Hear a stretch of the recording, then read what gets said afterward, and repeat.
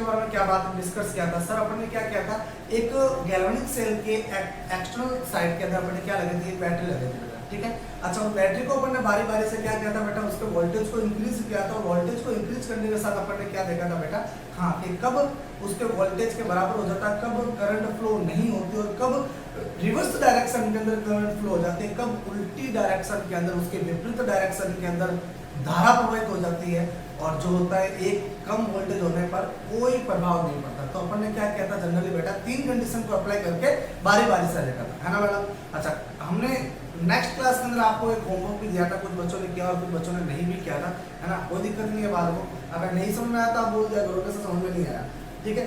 चलो डिस्कस करते हैं बाकी आगे। अपन ने ईएमएफ के बारे में भी कुछ बार डिस्कस किया था, इलेक्ट्रोड पोटेंशियल, इलेक्ट्रोड विभव के बारे में भी डिस्कस किया था, ठीक है। अच्छा, आओ कुछ फॉर्मूलों के बारे में वापस डिस्कस करते हैं कि क्या क्या फॉर्मूले हमारे पास बोल रहे थे, कुछ फॉर्मूलों को डिस्कस करना है। तो first EMF of cell, EMF of cell, cell का ईएमएफ, हिंदी वाले भी यही ध्यान रखें बेटा, आप इसको बार बार इलेक्ट्रोमोटिव फोर्स, इसको फुल फॉर्म के रूप में बोला जाता है विद्युत वाहक बल, है ना। आप लंबा ना वो आप सीधा लिखिए ईएमएफ, क्योंकि आपका जो क्वेश्चन भी आएगा वो ईएमएफ के तौर पे ही आएगा, ठीक है ना। ईएमएफ ऑफ सेल की बात करें तो इसका जो फॉर्मूला तो हमारे पास वो क्या था sir, equal to E cathode minus E anode चल रहा था। अच्छा, एक बात अपन ने और बात कही थी कि सर अगर अपन बात करें किसके लिए, इलेक्ट्रोड पोटेंशियल की बात कर लो, ईएमएफ की बात कर लो, सेल पोटेंशियल की बात कर लो। सर जो इलेक्ट्रोड पोटेंशियल जो था वो जनरली कहां जा रहा था, एक मेटल इलेक्ट्रोड और मेटल सॉल्यूशन के बीच में इलेक्ट्रोड पोटेंशियल डिफरेंस निकल रहा था, है ना। मेटल सॉल्यूशन, धातु विलयन और एक इलेक्ट्रोड के बीच में जो विभवांतर निकल रहा था वही हमारे पास क्या था सर, इलेक्ट्रोड विभव था, इलेक्ट्रोड पोटेंशियल था सर, बराबर ना। अच्छा, आफ्टर ऑल बात करें बेटा तो अपने पास है ईएमएफ की बात करें तो ईएमएफ में हमने क्या कहा था कि सर किसी भी एक्सटर्नल सर्किट के अंदर इलेक्ट्रॉन को पुश करने के लिए या फिर एक सर्किट के अंदर इलेक्ट्रॉन को पुश करने की जो टेंडेंसी होती है, इलेक्ट्रॉन को धक्का मारने की जो सामर्थ्य होती है बेटा, वही हमारे पास क्या होता है, ईएमएफ होता है। ये अपने पहले डिस्कस कर चुके थे। अच्छा, फॉर्मूले की बात करें तो अपन ने बात कही थी कि सर थ्योरेटिकल के रूप में बात करें तो ईएमएफ जो होता है सेल का वो क्या होता है, डिफरेंट थ्योरी के अंदर ईएमएफ जो होता है वो डिफरेंट होता है, इलेक्ट्रोड पोटेंशियल होता है वो क्या होता है जनरली सर, डिफरेंस होता है। तो थ्योरी के अंदर दोनों क्या होते हैं, डिफरेंट होते हैं, लेकिन न्यूमेरिकल पर्पज के लिए अपन क्या मान के चलेंगे, हाँ जी सर सेम मान के चलेंगे, ठीक है ना। दोनों को क्या मान के चलना है, सेम मान के चलना है, ठीक है ना, कोई दिक्कत नहीं है इसमें, है ना भाई। एक्सपेरिमेंट के द्वारा अगर देखा गया, प्रैक्टिकली देखा गया तो सर दोनों क्या थे, डिफरेंट है, लेकिन न्यूमेरिकल पर्पज के लिए अपन एक ही मान के चलेंगे, चाहे इलेक्ट्रोड पोटेंशियल कह दो, इलेक्ट्रोड पोटेंशियल तो वैसे आपको दे रखा होगा, है ना, चाहे सेल पोटेंशियल कह दो, सेल विभव कह दो या ईएमएफ कह दो, दोनों की कंडीशन हमारे पास है क्या रहेगी, बालको सेम रहेगी, ठीक है ना। अच्छा, ईएमएफ ऑफ सेल की बात करें तो क्या रहेगा, ई कैथोड माइनस ई एनोड की बात करें, अगर अपन बात करें सर यहाँ पर किसके लिए, स्टैंडर्ड ईएमएफ की बात करें तो सर इसको अपन ने क्या लिखा था, ई नोड के हिसाब से लिखा था, है ना। इसको ई सेल भी, ई नोड सेल भी लिख सकते हैं। आप देखो ये सर हमारे पास जो रिप्रेजेंटेट कर रहा है ये क्या कर रहा है, हाँ स्टैंडर्ड सेल है जिसका हमें ईएमएफ निकालना है, या फिर हम कह सकते हैं कि सर स्टैंडर्ड सेल पोटेंशियल की भी बात की जा सकती है। ये अपने पास होगा क्या होगा, ई नोड कैथोड माइनस ई नोड एनोड के बराबर होगा बालक को, है ना। याद कीजिए हमने एक और बात कही थी कि सर क्या कहा था कि इन दोनों के लिए अपने जो वैल्यू लेनी है बेटा वो कौन सी वैल्यू लेनी है, एसआरपी वैल्यू लेनी है। गलती से भी आपको एसओपी वैल्यू लेके नहीं चलनी है, अगर एसओपी ले ली तो लोचा हो जाएगा, है ना। एसओपी लो तो बेटा साइन कन्वर्जन आपको पहले से पता होना चाहिए, साइन कन्वर्जन आपको करना आना चाहिए। अगर साइन को चेंज नहीं किया तो जितने भी न्यूमेरिकल फंडामेंटल में आप काम लोगे वैल्यूज को, सारे के सारे वैल्यू आपके पास से कैसे निकलेगी बेटा, गलत आएगी, ठीक है। तो मेरा तो मानना ये है, मैं एक ही चीज को फॉलो करता हूँ, आप इसको एसआरपी में लेके चलो, आपका काम आसान रहेगा, ठीक है बालक। इतना अपन ने कवर किया था। आज अपन डिस्कस करते बेटा जो आपको होमवर्क के तौर पे मैंने कहा था कि आप ईएमएफ ऑफ सेल और सेल पोटेंशियल के बीच में डिफरेंस लिखना है ना, बहुत आसान है ना। एक अपन ने एक्सपेरिमेंट किया था, उस एक्सपेरिमेंट को मैं वापस समझा देता हूँ, वहीं से अपन ईएमएफ को निकालना स्टार्ट करेंगे बेटा, है ना। चलो आओ जरा क्या क्या था सर, अपन ने क्या किया था, एक गैल्वेनिक सेल लिया था, गैल्वेनिक सेल सर जी ये एक कंटेनर, अब देखो रफली डायग्राम बना रहा हूं मैं, ये दूसरा कंटेनर, एक कंटेनर दूसरा कंटेनर, यहाँ पर अपन ने इलेक्ट्रोड लगाया था, इलेक्ट्रोड लगाने के बाद सर जी अपन ने क्या किया था, यहाँ पर गैल्वेनोमीटर लगाया था। ये ऑलरेडी ना कि गैल्वेनोमीटर जो होता है बेटा क्या करता है कि सर्किट के अंदर डायरेक्शन ऑफ करंट को शो करता है, मतलब धारा की दिशा को बताता है, बराबर ना।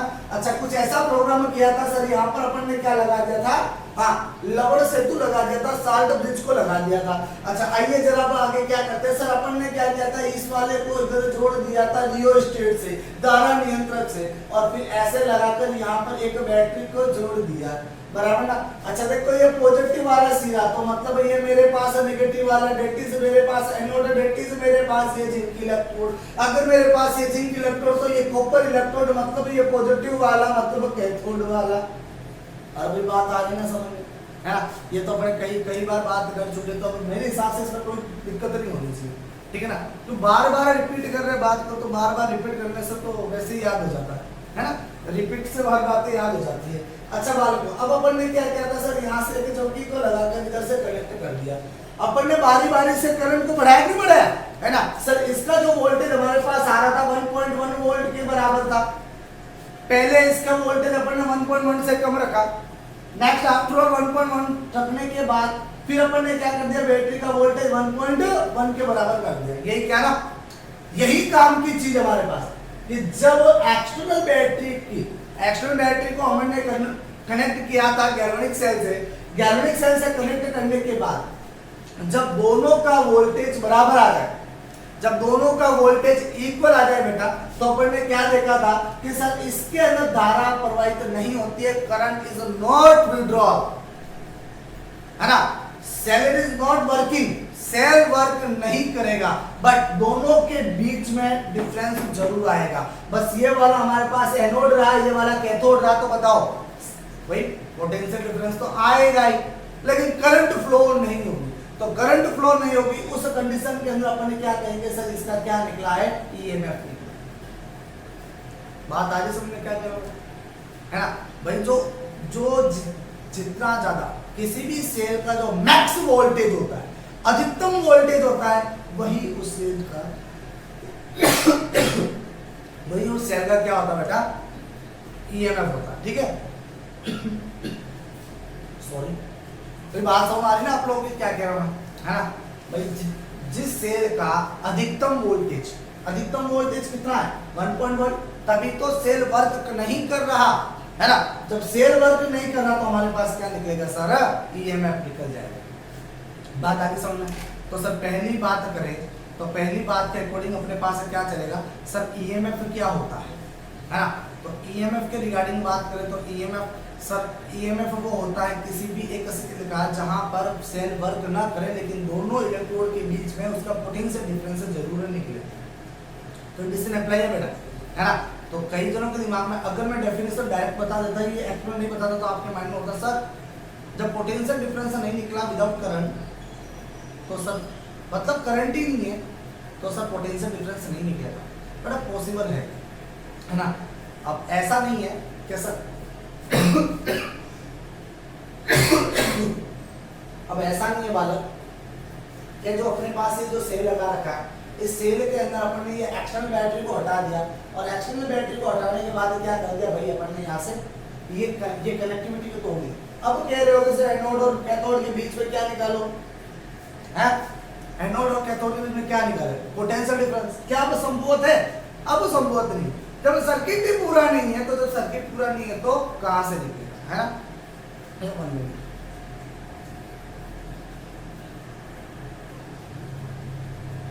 तो सर बात चल रही थी हमने कि अगर इस सर्किट को यहां से हटा दिया जाए तो यहां पर पोटेंशियल डिफरेंस नहीं निकलेगा।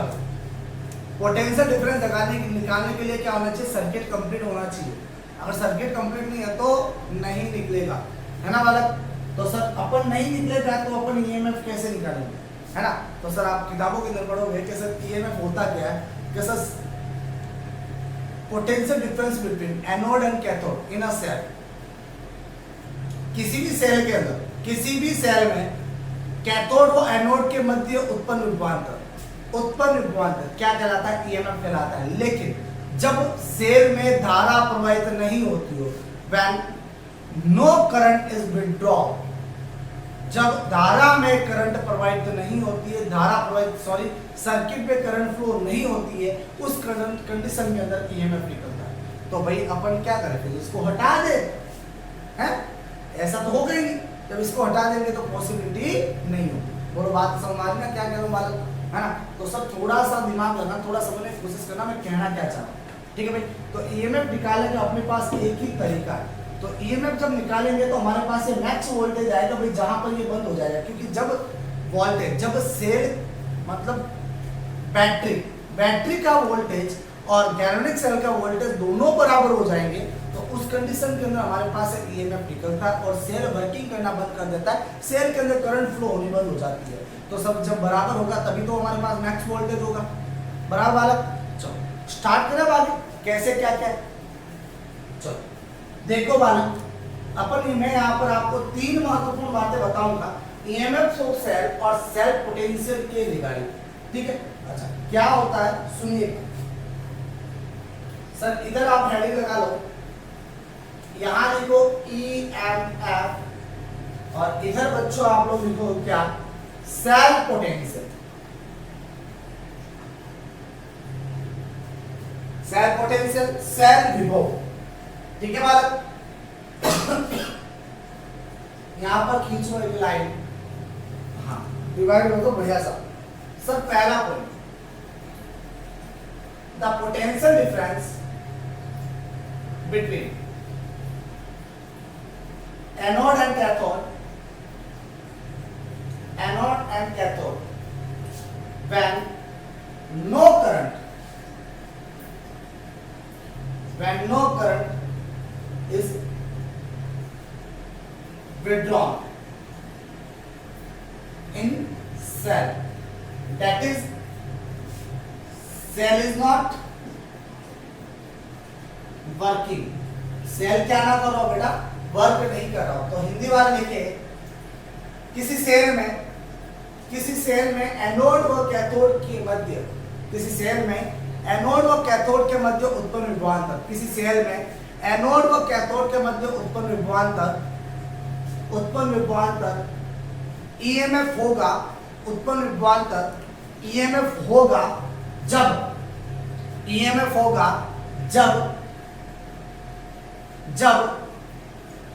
सेल में धारा प्रवाहित नहीं होती हो, जब सेल में धारा प्रवाहित नहीं होती हो।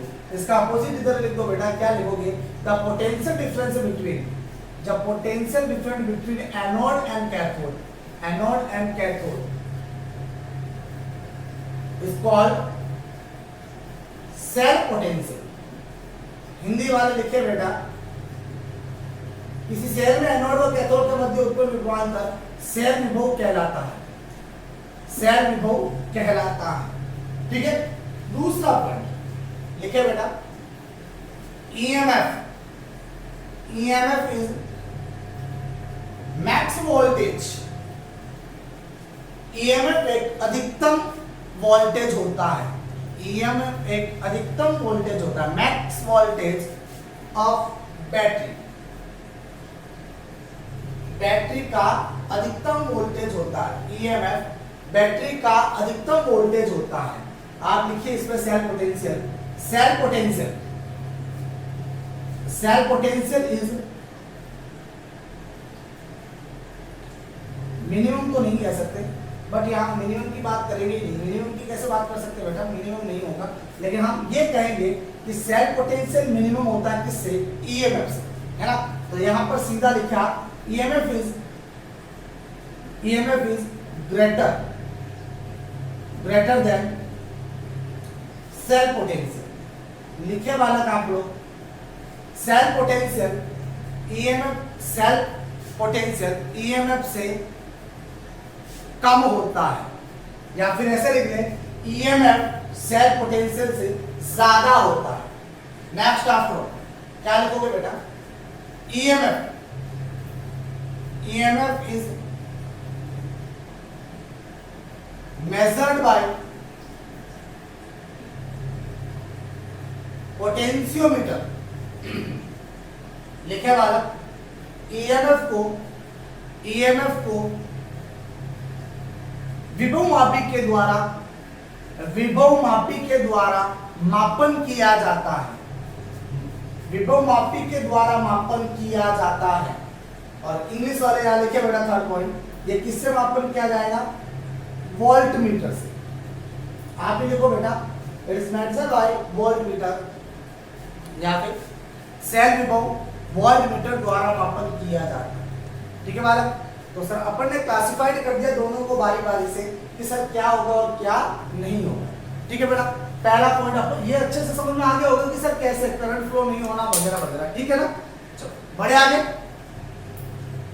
चलो फटाफट स्क्रीनशॉट ले लो, हिंदी में लिखवाया नहीं है लेकिन बारी बारी से बोल दिया बेटा, है ना। आप लोग लिख रहे ना, नोट्स को भेजना कंपल्सरी, इस बात का ध्यान रखना आप लोग। ठीक है, बढ़े आगे। चलो सर, अपने यहां तक बात हो चुकी है, आगे डिस्कस करते हैं जनरल। क्या सर, सेल पोटेंशियल अपन ने निकाल लिया, ईएमएफ निकाल लिया, है ना। एक नोट लगा के लिख लो बेटा, नोट लगा के लिखो। पहले इंग्लिश वाले लिखे for numerical purpose, for numerical purpose, for numerical purpose, EMF of cell, EMF of cell, for numerical purpose, EMF of cell and EMF of cell and cell potential, EMF of cell and cell potential taken be same, taken be same, EMF of cell and cell potential taken be same, taken be same। Hindi वाले लिखे बालक,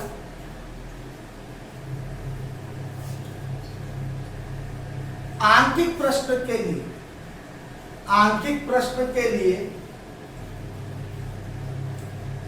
आंकिक प्रश्न के लिए cell का EMF और cell का EMF और सेल का ईएमएफ और ईएमएफ और सेल विभव, सेल का ईएमएफ और सेल विभव, सेल विभव दोनों को सेम लिया, दोनों को समान, दोनों को समान या बराबर लिया जाता है, या बराबर लिया जाता है। ठीक है बालक, चलो नेक्स्ट देखिएगा बेटा, हेडिंग लगाओ नहीं, measurement by electrode potential, measure electrode potential, electrode विभव का मापन, लगे बेटा हेडिंग, इलेक्ट्रोड विभव का मापन। अच्छा, इलेक्ट्रोड विभव के मापन की बात करनी बेटी, तो जनरल देखिएगा सर, अपन बात कहेंगे क्या, since electrode potential, electrode potential does not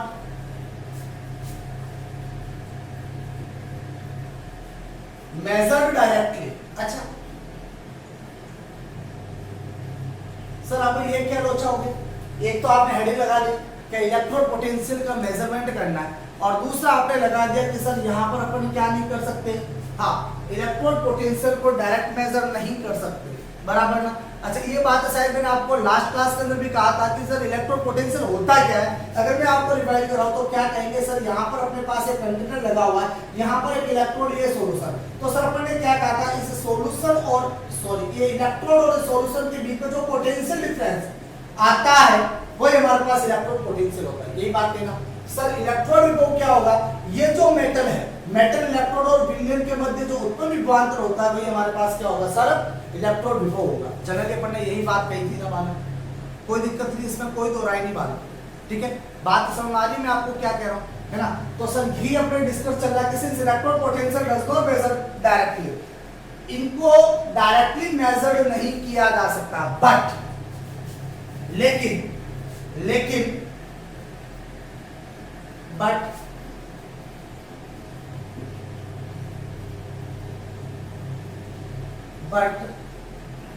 with X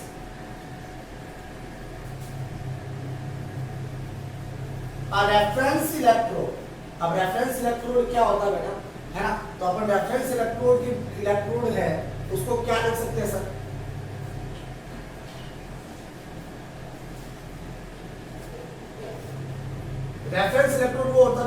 क्या होता है, इलेक्ट्रोड पोटेंशियल नॉन होता है, तो non electrode potential, non electrode potential, ऐसा अपन को क्या लेना बेटा, पोटेंशियल, ऐसा अपन को एक रेफरेंस इलेक्ट्रोड लेना है। वी टेक्स रेफरेंस इलेक्ट्रोड जिसका इलेक्ट्रोड पोटेंशियल क्या हो, नॉन, है ना, उसको कंबाइन करना है, कंबाइन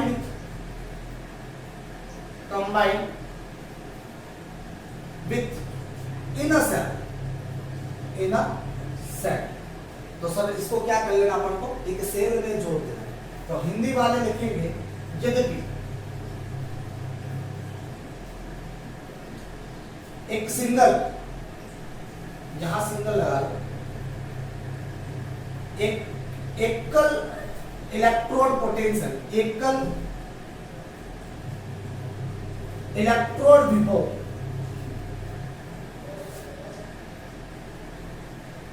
इलेक्ट्रोड का इलेक्ट्रोड विभव प्रत्यक्ष रूप से नहीं निकाला जा सकता है, लेकिन सेल में एक संदर्भ इलेक्ट्रोड, ऐसा इलेक्ट्रोड जिसका इलेक्ट्रोड पोटेंशियल क्या हो बेटा, ज्ञात हो, ज्ञात इलेक्ट्रोड विभव, है ना, संदर्भ इलेक्ट्रोड लगाकर सेल का इलेक्ट्रोड विभव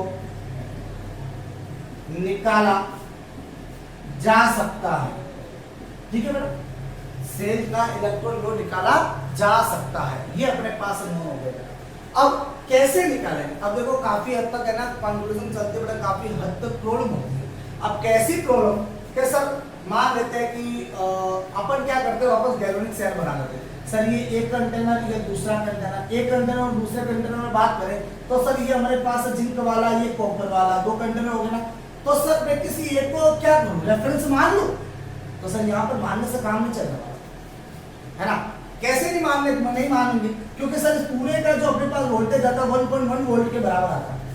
आपने इसको कितना मानोगे भाई, मुझे तो सिर्फ जिंक इलेक्ट्रोड का इलेक्ट्रोड पोटेंशियल चाहिए, अब कितना मानोगे बताओ, क्या पॉसिबल है कि ये इसके बराबर आ जाए, है, या कितना मान सकते हो कि सर मेरे पास ये इसका एग्जैक्ट वैल्यू पता हो जाए। अब एग्जैक्ट तो कुछ होता नहीं है ना, लेकिन लमसम बराबर आ जाए, लेकिन इतना संभव नहीं होता। तो अपन क्या करते हैं बेटा, एक बहुत अच्छा आईयूपीएसी ने एक सिस्टम बनाया था, उन्होंने क्या कर दिया, हाइड्रोजन को क्या मान लिया बेटा, हाइड्रोजन को, है ना, हाइड्रोजन को 0 मान लिया उन्होंने स्वेच्छा से, कि हाइड्रोजन का जो इलेक्ट्रोड होगा वो क्या रहेगा, 0 रहेगा, ठीक है, तो 0 होगा तो उसके कंडीशन के हिसाब से बात करेंगे, ठीक है। आप छापो जरा, फिर अपन क्या करते हैं, 1 नंबर का क्वेश्चन बोर्ड में पूछा जाता है एसएचजी को लेकर, है ना, उसको डिस्कस करते हैं अपन।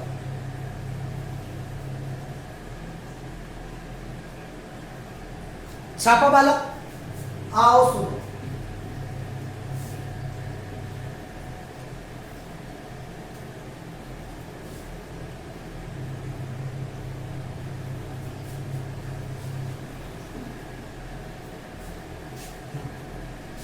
नेक्स्ट करेंगे वो आप लोग SHE सभी लगाए, स्टैंडर्ड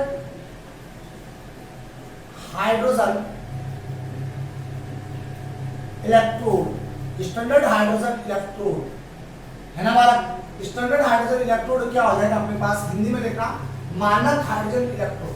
मानक हाइड्रोजन इलेक्ट्रोड क्या हो, सर अपन क्या करते हैं, एक कंटेनर लगाते हैं कुछ इस प्रकार से, ये कंटेनर लिया अपन ने, इस कंटेनर के अंदर क्या कर दो बालक, एक सॉल्यूशन को फिल कर दो। सर ये अपन ने क्या कर दिया, एक सॉल्यूशन फिल कर दिया, सर ये सॉल्यूशन फिल हो गया हमारे पास। अब इस सॉल्यूशन को फिल होने के बाद अपन क्या करते बेटा, एक कांच की ट्यूब लेते हैं, ये कांच की ट्यूब हो गई, उसका मैनेजमेंट कुछ इस प्रकार करते हैं, और यहाँ से आप क्या कर दो बालक, ऐसे ट्यूब लगा लो, कंप्लीट कर दो इसको इस प्रकार से, ठीक है ना। अच्छा यहाँ से क्या करना है, एक बारीक सी एक प्लेटिनम वायर लेना है, और प्लेटिनम वायर लेने के बाद आगे की तरफ एक लगा लेना, क्या, प्लेटिनम प्लेट लगा लेना। ये प्लेटिनम प्लेट लगाने के बाद इसके ऊपर क्या कर दो बेटा, इस प्लेटिनम प्लेट को ब्लैक कर दो।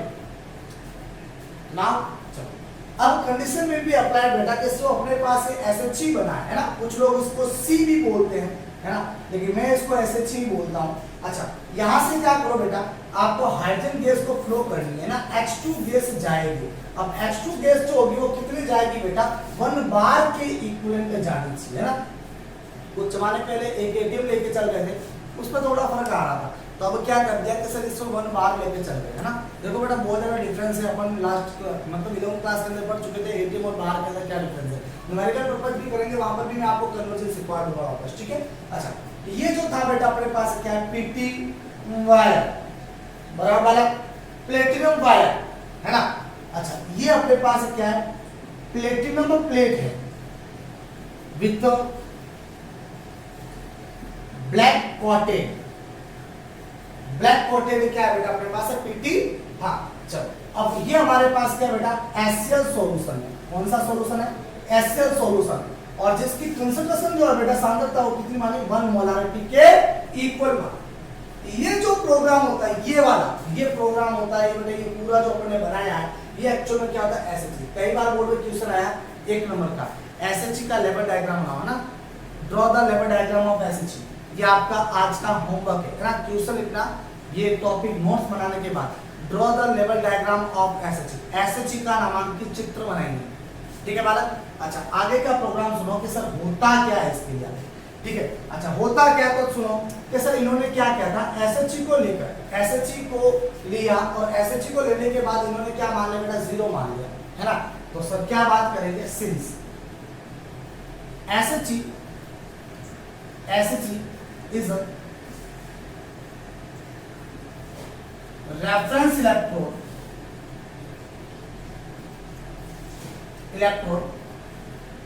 whose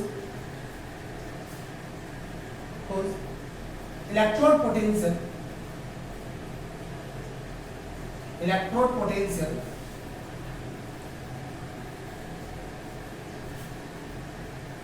can be arbitrarily 0, ठीक है बेटा। लिखिएगा SHE एक, हिंदी वाले, SHE एक संदर्भ इलेक्ट्रोड है, SHE एक संदर्भ इलेक्ट्रोड है जिसका इलेक्ट्रोड पोटेंशियल, जिसका इलेक्ट्रोड विभव स्वेच्छा से, आर्बिट्ररी स्वेच्छा से 0 माना गया है, 0 माना गया है ना। अच्छा, कैन बी की जगह विल बी कर दूंगा, विल बी आर्बिट्रली 0, कितना माना गया, 0 माना गया, ठीक है बेटा। अच्छा, ये आपके पास है अंग्रेजों, जल्दी से स्क्रीनशॉट लो, फिर आगे की तरफ बढ़ते जल्दी से, है ना। फिर बात करते हैं आगे कि सर इसको कैसे किया गया और कैसे कैलकुलेट करते हैं, अभी हम बताते हैं आपको, ठीक है ना। जल्दी करो।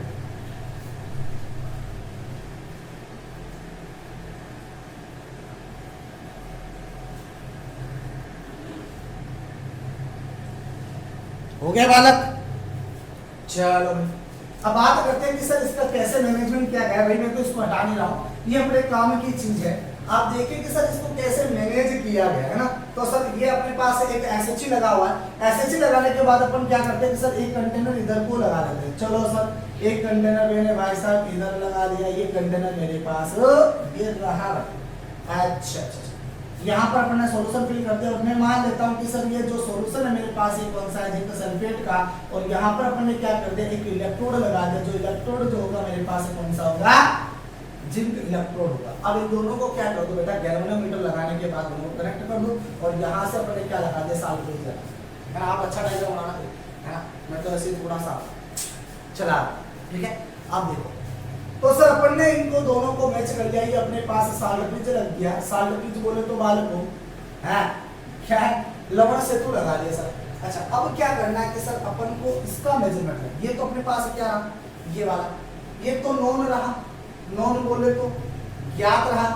अब ये मेरे पास क्या बेटा, अननोन है, अज्ञात, क्या है, अज्ञात है। ठीक है बेटा। अच्छा, इस अज्ञात को ज्ञात करना। सर हमें पता है, वी ऑलरेडी नाउ क्या SHE is a zero, SHE is a zero, but मुझे ये डिफाइन करना है, इसको डिफाइन करना है। तो देखो बेटा कि अपन करते क्या है कि सर एक तो हमारे पास ये रहा Zn और दूसरा हमारे पास क्या रहा हाइड्रोजन। Zn और हाइड्रोजन रहा, Zn और हाइड्रोजन लेने के बाद अपन को क्या करना है सर जनरली, सर इसका निकालना है। तो सर इसका निकालना तो हमें पता ना कि sir E cell equal to E cathode minus E anode रहेगा बेटा, E एनोड।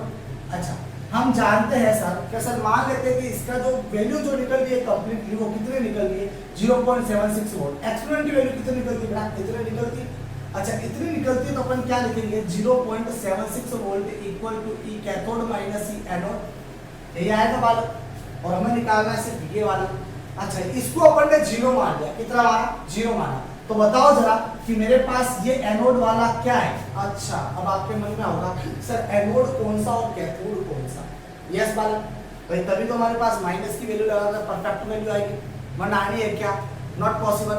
तो सर अपन ने करते हैं क्या है कि सर एक तरफ जिंक लगाया, दूसरी तरफ हाइड्रोजन लगाया। तो जिंक और हाइड्रोजन लगाने के बाद अब आप देखिए ना कि सर अपने पास इलेक्ट्रोकेमिकल सीरीज के अंदर ऊपर से लिग्नाइट की है ना, ऊपर से देखा जाए तो जो हाइड्रोजन होता है बीच में लाई करता है, जिंक ऊपर रह जाता है और हाइड्रोजन कहाँ रह जाता है, नीचे की तरफ रह जाता है। जब ये नीचे रह जाएगा तो बताओ जरा सर इसका क्या होगा, ऑक्सीडेशन होगा और इसका क्या होगा, रिडक्शन होगा। अरे बोलो बेटा, है ना। वैसे इस एसिड को अपन जो जनरली कंबाइन करते हैं बेटा, वो क्या करता है आगे उसके पास में रखने वाले मेटल इलेक्ट्रोड को रेफरेंस में रखकर कि सर इसका रिडक्शन होगा या ऑक्सीडेशन होगा, इसका अपचयन होगा या फिर ऑक्सीकरण होगा, उसको देख के रखा जाएगा। ठीक है। अच्छा, अगर हमारे पास यहाँ पर जिनका ऑक्सीकरण होगा तो इसका स्वतः ही क्या हो जाएगा, हमारे पास अपचयन हो जाएगा, रिडक्शन हो जाएगा बालक। तो सर यहाँ पर हाइड्रोजन का क्या हो रहा है, रिडक्शन हो रहा है और यहाँ पर इसका क्या हो रहा है, ऑक्सीडेशन हो रहा है, बराबर ना। चलो सर, तो अपने पास जनरली क्या आ रहा है, ये वाली वैल्यू आ रही है कंप्लीटली। अच्छा, ये कंप्लीटली आ रही है तो बताओ अपने पास ये जिंक जो रहेगा बेटा ये एनोड की तरह काम करेगा और ये वाला किसकी तरह काम करेगा, हाइड्रोजन वाला कैथोड की तरह। तो ये बताओ जरा ये कितना 0.76 इक्वल टू ये अपने पास कितना आया, 0 है ना, ये 0 माइनस ये अपने पास ये रहा। तो बताओ ए एनोड जो रहेगा वो कितना आएगा, -0.76 वोल्ट। अब देखो माइनस आया है, मैंने यहाँ पर क्या किया है, एसआरपी की वैल्यू को लिया, ठीक है। और न्यूमेरिकल फंडा करेंगे वहां पर आप समझ जाओगे बेटा। तो कुछ इस प्रकार से क्या किया जाता है, एक इलेक्ट्रोड का इलेक्ट्रोड पोटेंशियल लिया जाता है, ठीक है। ये तरीका होता है बेटा कुछ, है ना। एक हमारे पास 0 रहेगा, दोनों का इलेक्ट्रोड पोटेंशियल निकलेगा, अपन उसको क्या करेंगे, माइनस कर लेंगे, हमारे पास वैल्यू आ जाएगी। और एक्चुअल वैल्यू जो जिनकी होती है बेटा वो इतनी ही आती है, ठीक है। चलो बात आगे समझ। आज के लिए आपके लिए इतना ही बेटा, है ना। आपके लिए आज का होमवर्क कौन सा, एक तो हमने लेवल डायग्राम के बारे में बोला, और दूसरा मैंने आपको बोला वो क्या बोला बेटा, हाँ नोट्स बना के आप भेजना पड़ेगा, ठीक है, ताकि मुझे लगे कि आप कंटिन्यू देखें, ठीक है। चलो नेक्स्ट क्लास बात करते हैं बेटा, आज के लिए अपने इतना ही, बाकी की आगे बात है तो बाय।